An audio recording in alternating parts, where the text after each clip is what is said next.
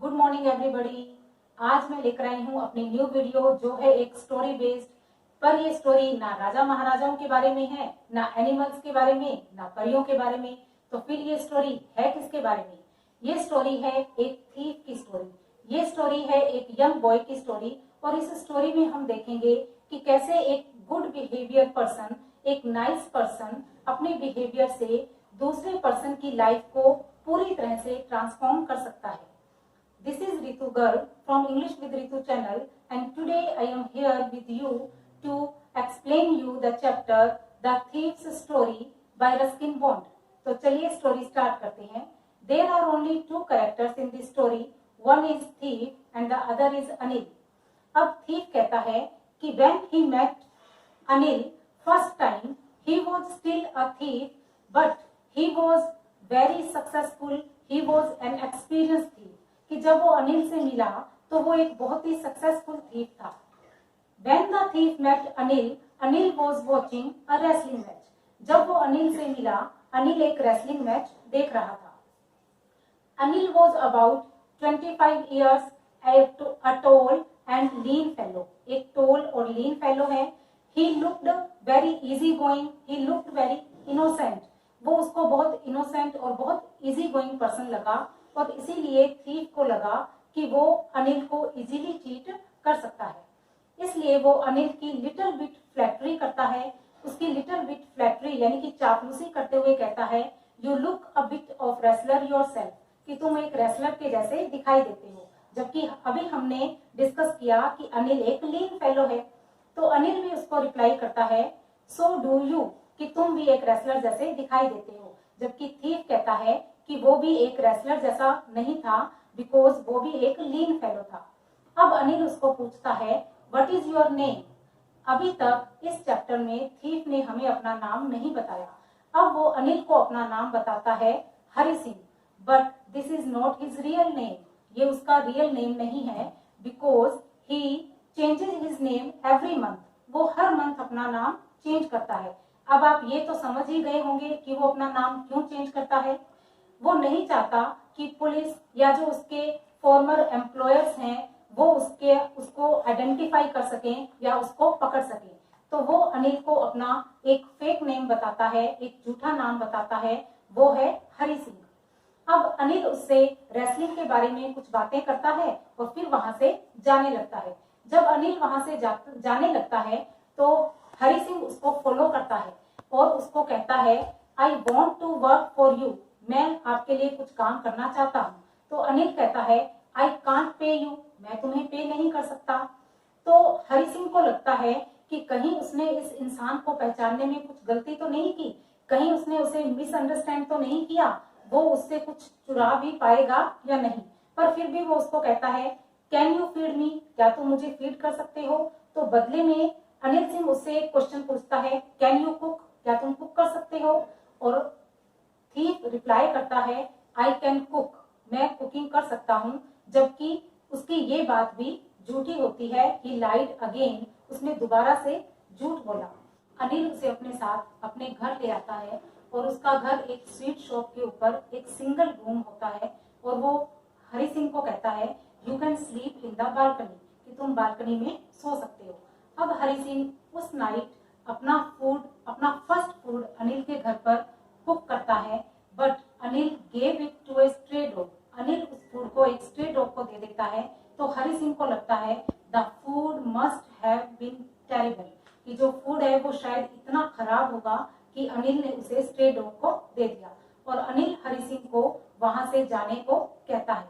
But Hari Singh इतना appealing face बनाता है, अपने फेस को इतना इनोसेंट दिखाता है कि अनिल को हंसी आ जाती है। और अनिल उसे कहता है, नेवर माइंड, मैं तुम्हें खाना पकाना सिखा दूंगा, साथ ही मैं तुम्हें पढ़ना, how to read, how to write, ये भी मैं तुम्हें सिखाऊंगा, and how to add numbers.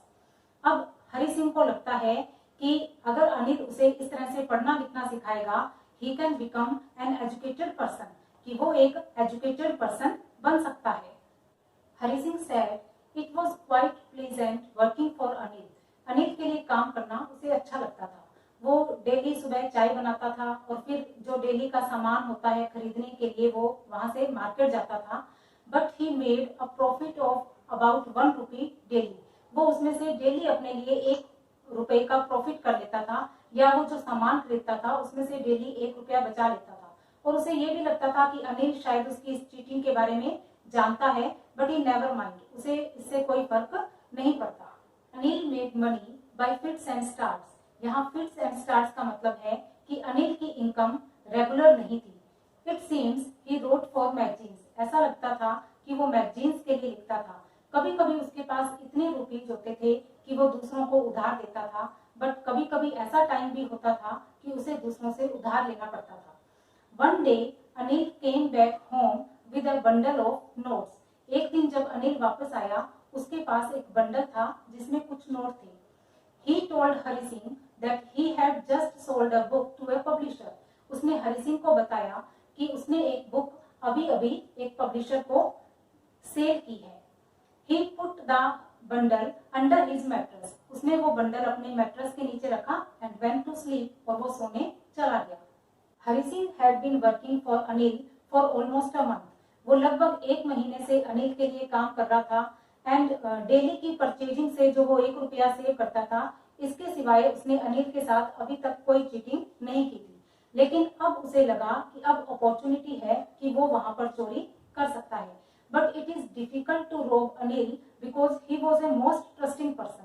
वो बहुत ही ट्रस्टिंग पर्सन था, वो हरि सिंह पर बहुत बिलीव करता था, इसलिए हरि सिंह को उसे चीट करना या उसे लूटना बहुत मुश्किल लगता था।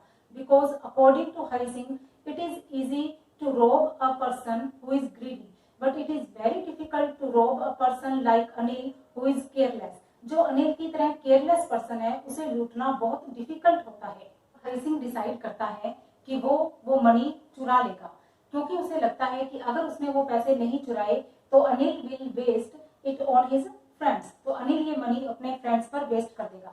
तो वो अपने मन में प्लानिंग करता है और वो ये डिसाइड करता है कि अगर उसने वो पैसे अभी चुरा लिए तो उसे 10:30 वाली जो ट्रेन है जो लखनऊ जाती है, वो उस ट्रेन में वहां से जा सकता है। अब वो उठता है और अनिल के बेड के पास जाता है। अनिल वॉज स्लीपिंग, अनिल सो रहा होता है। He slid his hand under the mattress and took out the money. वो अपना हाथ गद्दे के नीचे डालता है और वो मनी ले लेता है एंड ही वेंट आउट, और वो बाहर चला जाता है। वो डायरेक्टली स्टेशन पहुंचता है। He did not buy a ticket because he never bought a ticket in his life. वो टिकट नहीं लेता क्योंकि उसने अपनी लाइफ में कभी भी टिकट नहीं ली होती। जो लखनऊ जाने वाली ट्रेन होती है वो बिल्कुल मूव ऑन करने को तैयार होती है, बट पता नहीं क्या चीज, कौन सी चीज ऐसी उसके मन में, कौन सा ऐसा विचार आता है कि वो उस ट्रेन में नहीं बैठता। वो कुछ सोचने लगता है और इतने में ही वो ट्रेन वहां से निकल जाती है। अब वो उस स्टेशन पर बिल्कुल अकेला रह जाता है। अब उसे कोई आइडिया नहीं होता कि वो अपनी रात कहाँ बिताएगा, कहाँ वो अपनी इस रात को गुजार सकता है। उसके कोई फ्रेंड नहीं होता क्योंकि उसे लगता है कि जो फ्रेंड्स होते हैं वो हेल्प नहीं करते बल्कि कोई ना कोई ट्रबल क्रिएट करते हैं।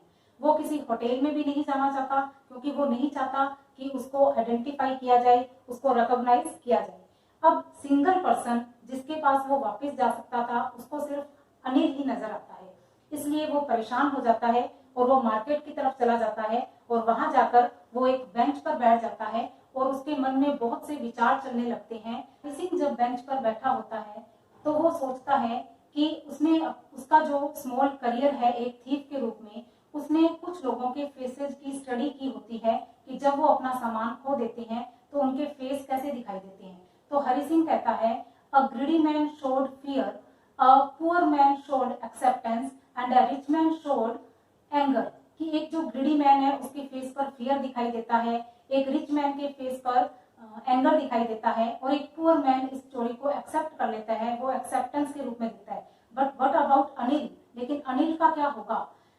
वो सोचता है कि अनिल के फेस पर जो दिखाई देगा वो होगी sadness, not for the loss of money. वो दुखी तो दिखाई देगा लेकिन ये जो दुख है वो मनी के लॉस के लिए नहीं होगा, but for the loss of trust. लेकिन उस ट्रस्ट के लिए जो उसने हरि सिंह पर किया था।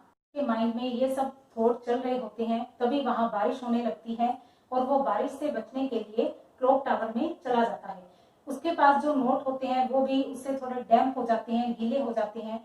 अब वो मन में सोचता है कि शायद अनिल नेक्स्ट मॉर्निंग उसे कुछ रुपए खर्चने के लिए, उसे कुछ रुपए सिनेमा देखने के लिए दे ही देता, और उसे मन में ये फील होता है कि उसने ये चोरी करके गलती की, क्योंकि he can become an educated person, a big person only by reading and writing, जो कि अनिल उसे सिखा रहा था कि वो पढ़ लिख कर एक अच्छा इंसान बन सकता है और वो इससे कहीं ज्यादा रुपए कमा सकता है अगर वो एक अच्छा इंसान बन जाएगा।